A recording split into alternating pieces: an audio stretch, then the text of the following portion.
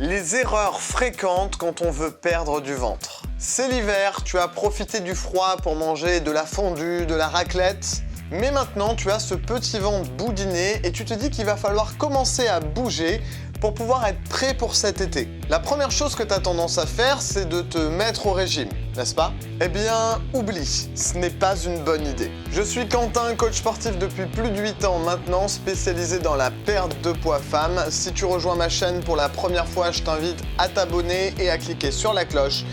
Et si tu souhaites me rejoindre sur les réseaux sociaux pour avoir du contenu exclusif, il te suffit simplement de cliquer sur le bon lien dans la description de cette vidéo. Quand on veut perdre du ventre, on fait plus ou moins les mêmes erreurs. Et on va essayer de voir aujourd'hui qu'est-ce qu'il faut faire dans cette situation.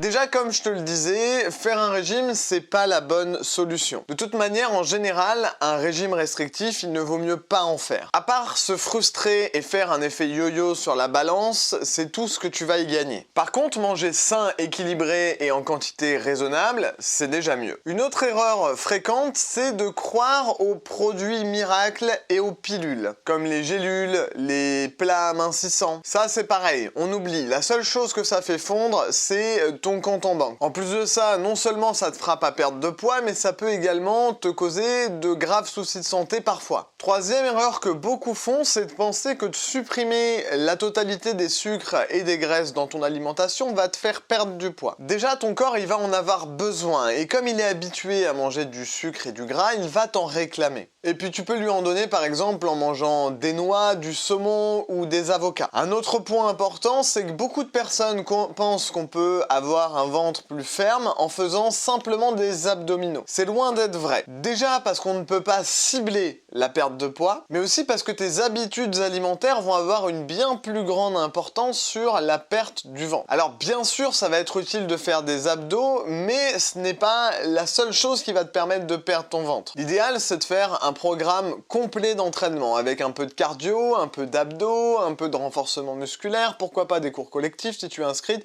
en salle de sport. Si tu veux plus de détails, je t'invite à réserver ton appel bilan forme. C'est un appel téléphonique qui est totalement offert, qui va te permettre de clarifier ta situation actuelle, de faire le point sur tes objectifs, de savoir pourquoi jusqu'aujourd'hui tu n'as pas réussi à perdre du poids. Et le but de cet appel, c'est que tu puisses repartir avec un plan d'action détaillé qui va te permettre justement de perdre tes premiers kilos.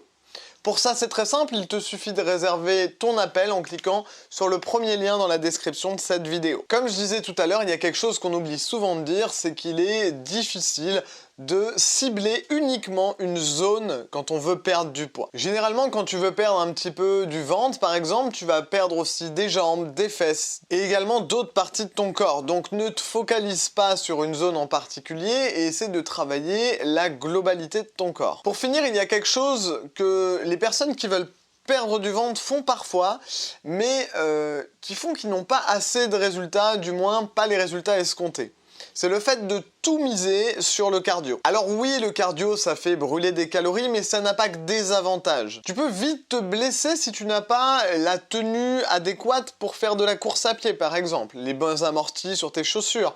Il faut savoir que le fait de courir, ça crée des impacts et ça peut causer des problèmes aux genoux ou au dos. Il est donc très important d'avoir un matériel adapté quand tu vas faire de la course à pied. Voici les conseils que l'on entend souvent quand on veut perdre du ventre. Prendre un petit déjeuner protéiné, éviter les glucides le soir, boire de l'eau et du thé vert, s'autoriser un repas où on mange ce qu'on veut une fois par semaine, et éviter les aliments trop transformés qui contiennent souvent beaucoup plus de sucre que ce dont on a réellement besoin dans cet aliment. Mais le meilleur conseil que je pourrais te donner finalement, c'est de ne pas écouter les conseils que quelqu'un d'autre va te donner. En écoutant ton corps, tu sauras exactement ce dont tu as besoin et quand tu en as besoin. Seulement, ce n'est pas évident.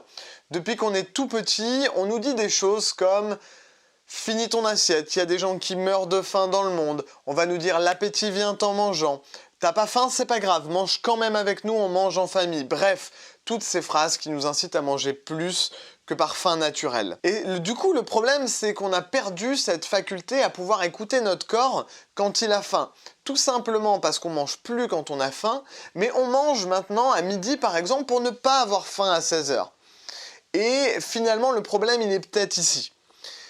Écoute ton corps, c'est ton corps qui est le plus apte à te dire ce qui est bon ou non pour toi, mais c'est vrai qu'il est parfois difficile de pouvoir interpréter ces signaux.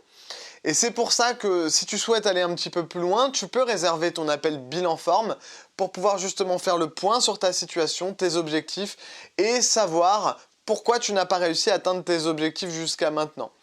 Pendant cet appel-là, on va ensemble essayer de repartir avec un plan d'action qui sera détaillé. Et à la suite de cet appel, il y aura plusieurs possibilités. Tu pourras, si le plan d'action te plaît, décider de le faire seul. La deuxième possibilité, c'est que tu connais un professionnel peut-être qui va pouvoir le faire avec toi. Alors dans ces deux cas-là, ce que je te demanderai simplement, c'est de me tenir informé pour savoir si le plan d'action a bien fonctionné pour toi.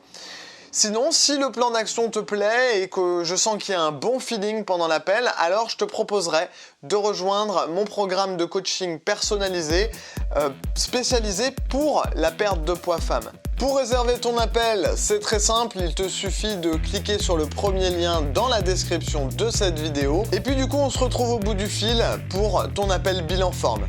À très vite, ciao!